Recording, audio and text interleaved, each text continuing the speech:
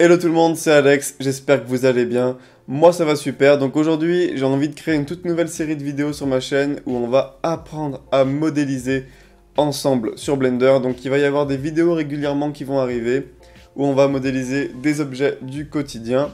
Donc je vais faire plein de vidéos régulières, comme ça vous allez pouvoir modéliser, modéliser et à force vous allez apprendre de nouvelles techniques et vous serez du coup bien meilleur sur Blender. Donc si tu as envie de progresser, si tu as envie qu'on progresse ensemble, et si tu as envie de progresser rapidement, je te laisse t'abonner et activer la cloche. Comme ça, tu seras notifié dès que je ferai une nouvelle vidéo, et donc tu pourras suivre cette série et apprendre en même temps, et donc ça sera super. Ensuite, j'ai créé un guide PDF qui te permet de démarrer Blender très facilement, où tu vas voir les bases, les menus, comment ça fonctionne. Et tu auras aussi une liste complète des raccourcis clavier qui sont vraiment indispensables si tu as envie d'apprendre Blender et si tu as envie de progresser rapidement. Donc tout ça c'est gratuit, je te laisse aller dans la description, tu as un lien, tu cliques dessus, tu télécharges ton guide et voilà. Donc première chose, vous allez aller sur Google et télécharger une image de référence. Donc ce que j'appelle une image de référence, c'est ça, je vais vous montrer tout de suite ce que c'est. Donc ce que j'appelle une image de référence, c'est ça. Donc c'est une image où vous avez juste un verre ou n'importe quel objet vu sur un côté. Et vous allez pouvoir voir du coup sa forme à peu près en 2D. Donc voilà. Ça c'est ce que j'appelle une image de référence. Et c'est ce qu'on va utiliser pour travailler sur Blender et donc pour modéliser beaucoup d'objets. Donc allez sur internet, vous tapez verre à pied, verre à vin et vous cherchez une image comme celle-ci. Au pire des cas, je vous mettrai un lien dans la description si vous souhaitez télécharger l'image. Donc vous tapez ça sur internet, donc il y en a plein sur Google Images. Vous l'enregistrez à un endroit où vous saurez le retrouver facilement. Et une fois que c'est fait, vous pouvez lancer Blender et on va commencer tout de suite. Donc le cube qui est au centre, on va le supprimer parce qu'il ne nous intéresse pas. Donc on appuie sur Supr, voilà, comme ça on enlève le cube, il ne nous sert à rien. Par contre, ce qui va nous servir, ça va être un cylindre. Donc on fait Shift plus A, Mesh, donc on laisse appuyer sur Shift, on laisse appuyer sur A. On a ce petit menu qui apparaît qui permet d'ajouter un objet. Dans ce menu, on va aller sur Mesh et on va prendre Cylinder. Donc Cylinder, en fait, c'est un cylindre, tout bête. Maintenant, ce qu'on va faire, c'est qu'on va ajouter notre image de référence. Donc pour ça, on va changer de vue. Donc pour changer de vue dans Blender, vous pouvez appuyer soit sur la touche 1, 3 et 7 du pavé numérique, soit vous utilisez le repère en haut ici, comme vous pouvez le voir, on a un repère. Vous pouvez cliquer sur X, Z ou Y. Donc nous, dans cette vidéo, on va cliquer sur X. Donc là, on est sur une vue de côté. Ensuite, si vous n'avez pas le quadrillage qu'il y a ici, vous avez juste à cliquer là, ou à appuyer sur 5. Ce quadrillage, il est fait pour qu'on puisse en fait travailler en vue orthographique, donc en fait c'est une vue 2D. Donc maintenant on va ajouter une image de référence, donc on fait Shift plus A, on va sur Image et on fait référence.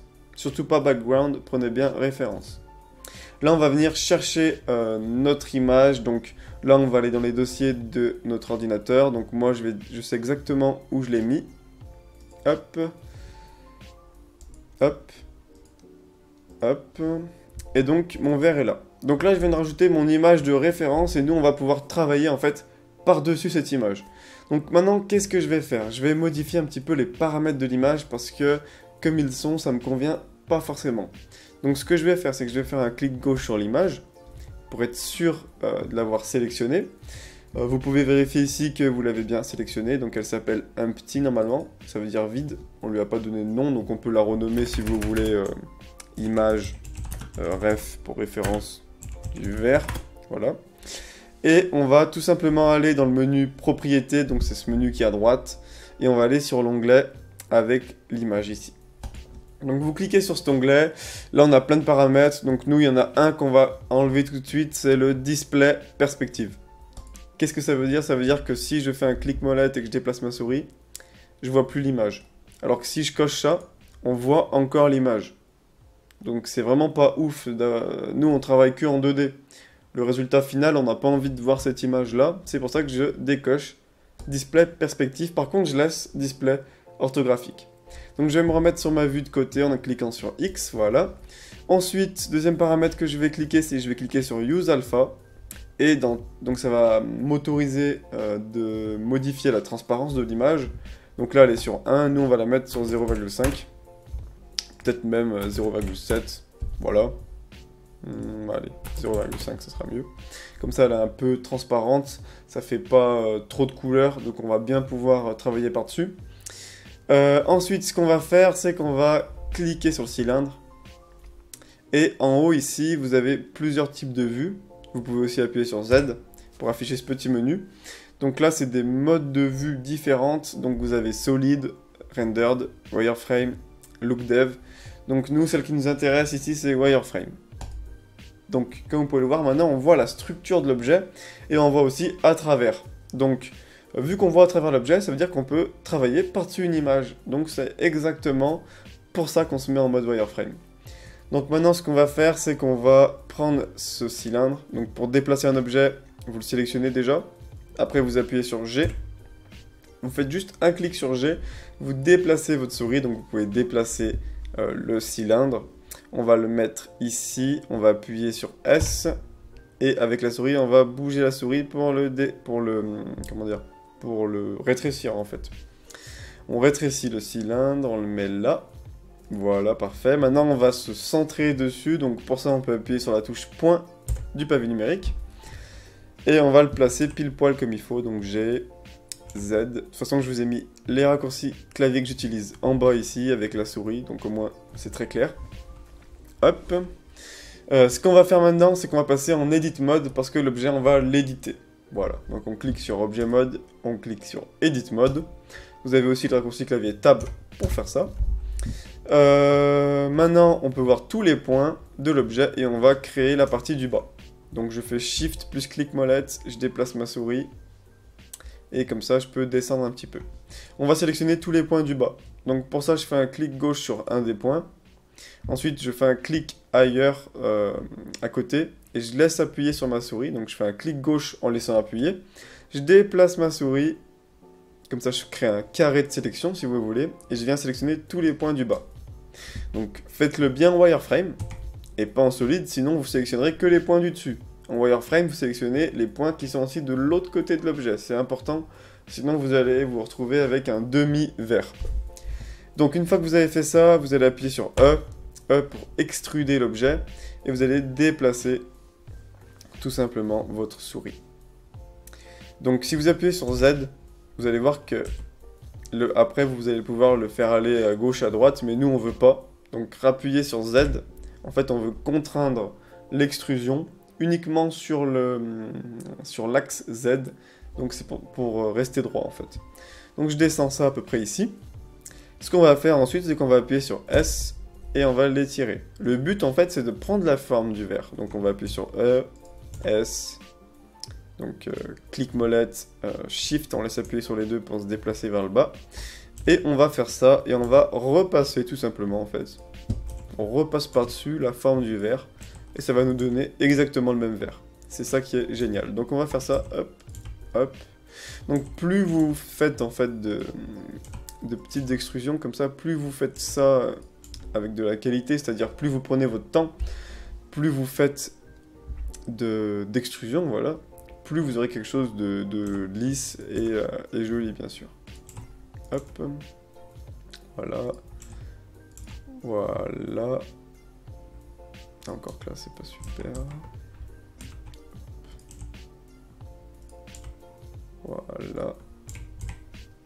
Et ensuite, pour le socle, entre guillemets, on va faire une petite épaisseur. Donc on appuie sur E, on descend, et on s'arrête à peu près là. Maintenant, on va faire pareil en haut.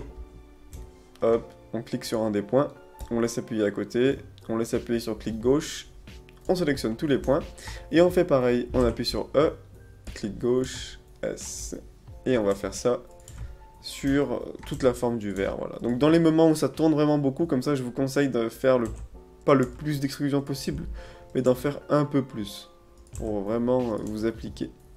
Hop.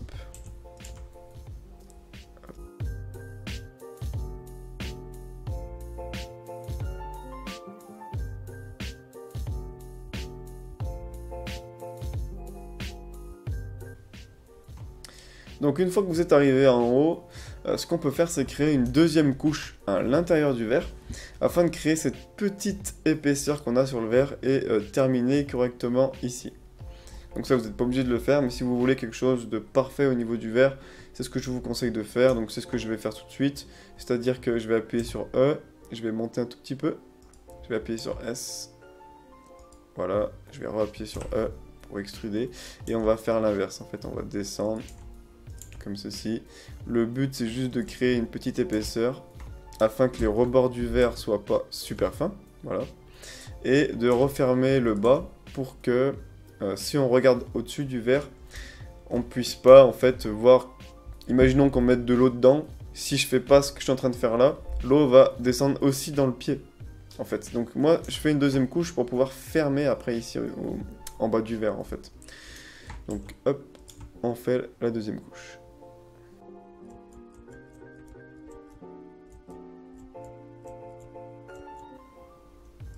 Donc dès qu'on arrive en bas, on referme juste, voilà, c'est tout. Donc maintenant on va voir un petit peu à quoi ressemble le verre qu'on a créé. Donc on va appuyer sur Z, on va appuyer, on va se mettre en mode solide, et on va repasser en objet mode. Et on va faire clic molette, et on va tourner autour de l'objet. Donc voilà, on a modélisé notre verre à pied avec Blender. Donc comme vous pouvez le voir, c'est vraiment super simple à faire. Donc là, le premier problème qu'on a et qu'on va régler tout de suite, c'est le fait qu'on ait plein de petits carrés comme ça. Donc ça, j'en ai parlé plein de fois dans mes vidéos. En fait, ce qu'il faut que vous fassiez, c'est que vous fassiez en fait un subdivision surface. Un subdivision surface, c'est un modifieur, donc je vais vous expliquer un petit peu comment ça fonctionne, qui va vous permettre de lisser l'objet. Donc pour faire ça, c'est très simple, vous allez ici, la clé à molette, vous cliquez sur Add Modifier et vous cliquez sur Subdivision Surface. Donc dans l'onglet Subdivision, vous allez mettre par exemple 2 ou 3, enfin sur Viewport, pardon, vous mettez 2 ou 3 par exemple. Donc là, moi je vais mettre 2, donc on voit encore un peu les carrés. Donc Render, ça va être la qualité qu'il va y avoir pour le rendu, et Viewport, ça va être la qualité qu'il va y avoir pour la preview, c'est-à-dire votre scène 3D. Donc mettez toujours le rendu au minimum égal au viewport ou plus, voilà. Donc maintenant qu'on a fait ça, on va aller en edit mode. On va sélectionner l'objet en entier, donc on appuie sur A. On va cliquer sur Face et on va faire Shade Smooth. Maintenant on peut repasser en objet mode et donc là, voilà, on a un objet qui est parfaitement lisse, donc c'est parfait, on n'a plus ces petits carrés dégueulasses. Donc voilà, on est bien. Donc là, le modifier, vous pouvez cliquer sur Appli, si vous voulez. Mais je vous le conseille pas, parce qu'au moins, après, vous allez pouvoir revenir dessus et refaire des modifications si jamais il y en a besoin. Donc moi, le modifier Subdivision Surface, je clique jamais sur Appli, perso, je le mets juste en petit comme ça, voilà. Donc maintenant, on va faire les matériaux du verre. Donc on va faire les matériaux de type verre, tout simplement. Donc première chose qu'on va faire, c'est aller dans les paramètres ici et choisir son moteur de rendu. Donc dans Blender, vous avez 3 moteurs de rendu. Donc ici, on a un nouveau qui s'appelle Eevee, on a Workbench et Cycles. Donc nous, ce qui nous intéresse, c'est Cycles, donc on clique dessus. Donc si vous voulez, c'est le moteur de rendu le plus, pas le plus performant peut-être, mais le plus photoréaliste, celui qui met plus de temps à charger, mais qui crée de super belles images, celui que la plupart des gens utilisent en fait avec Blender. Device ici, c'est sur quel composant de votre ordinateur Blender va travailler. Donc est-ce qu'il utilise votre processeur, donc le CPU, est-ce qu'il utilise votre carte graphique, le GPU. Donc moi personnellement c'est la carte graphique, donc je clique sur GPU Compute. Si vous voulez l'activer facilement, vous allez sur File, sur Edit, pardon, Preferences, et après c'est dans Système, et là vous avez, vous cliquez sur CUDA si vous avez une carte graphique Nvidia. Si vous avez une carte graphique autre que Nvidia, par exemple AMD, vous cliquez sur OpenCL. Donc moi c'est une Nvidia, donc je clique sur CUDA et je viens sélectionner ma carte graphique, donc la 1080 ici. Et en dessous mon processeur, donc vous pouvez mettre les deux si vous voulez, ça ira encore plus vite. Donc une fois que vous avez fait ça, vous pouvez quitter. Donc voilà, maintenant ce qu'on va faire, c'est qu'on va aller dans les matériaux. On va cliquer sur New. On va donner un nom au matériau, donc je vais l'appeler verre. Voilà. Et là, ce qu'on va faire, c'est qu'on va cliquer sur ça. là on a une liste de shaders qui apparaît. Donc dans cette liste de shaders, nous ce qui nous intéresse c'est le vert, donc c'est le glace. Alors le glace oui c'est le vert et le glossy en fait c'est le miroir. Donc nous c'est le glace qu'on veut. On va regarder ce que ça donne si on passe en mode rendered. Donc j'appuie sur Z, je clique ici sur rendered. Voilà. On va se mettre comme ça pour bien voir la lumière. Ok. Donc la lumière ici, je vais la déplacer un petit peu. Donc j'appuie sur G, j'appuie sur Z. Voilà, on va se mettre comme ça à peu près. Pour voir ce que ça donne. Ok. Donc là, on va régler un petit peu les paramètres de notre matériau. Donc on fait clic gauche sur le vert. On retourne dans nos matériaux ici. Et donc là, on va cliquer sur ce paramètre-là. Donc ce paramètre-là, il gère en fait, je sais pas trop comment l'expliquer, mais en fait, si vous le mettez à fond, ça va matifier l'objet. Si vous le mettez à 0, l'objet il va être bien brillant, il va bien refléter, si vous voulez, la lumière. Donc nous, on va venir le mettre, je dirais, presque pas à fond, mais un peu plus comme ça, voilà, tout simplement. Voilà. Donc là, on peut pas vraiment se rendre compte du matériau vert puisqu'il n'y a aucun objet autour. Mais si par exemple, je vais aller très vite, je vais faire ça, hop, hop, hop, hop, et que je rajoute un sol. Voilà. Que je rajoute un sol, on va le mettre très grand, voilà. Un sol, que je vais dans les paramètres du monde et que je change un petit peu la couleur, voilà, je mets légèrement bleu comme ça. On peut voir tout de suite qu'on se rend un petit peu mieux compte du matériau vert qu'on a créé. Donc c'est beaucoup plus simple de travailler comme ça. Voilà, je vais baisser un petit peu, parce que c'est un peu trop mat. Voilà. Voilà, on a notre effet vert. Donc si je me mets sur ma caméra, si vous voulez faire un rendu et créer une image, vous pouvez appuyer sur 0 pour vous mettre sur la caméra, cliquez sur les bords de la caméra, appuyez sur G pour déplacer votre caméra. Et après, bien sûr, j'ai fait des tutos sur comment bien placer sa caméra, donc si jamais vous voulez la placer correctement, je vous laisse regarder mes autres vidéos. Mais vous placez votre caméra et après vous cliquez là et vous faites render image. Et donc là, Blender va tout simplement travailler et faire un rendu de votre image. Donc j'ai aussi fait des vidéos sur comment bien choisir ces paramètres de rendu sur Blender, c'est-à-dire comment faire en sorte qu'on n'ait pas tous les petits pixels, les grésillements ici comme ça. Donc c'est pas le sujet de la vidéo, c'est pour ça que je rentre pas en détail dessus. Je vous montre juste comment faire votre rendu. Si jamais vous voulez apprendre à faire un super beau rendu, super net et tout, je vous conseille de regarder mes autres vidéos ou d'autres vidéos sur YouTube tout simplement.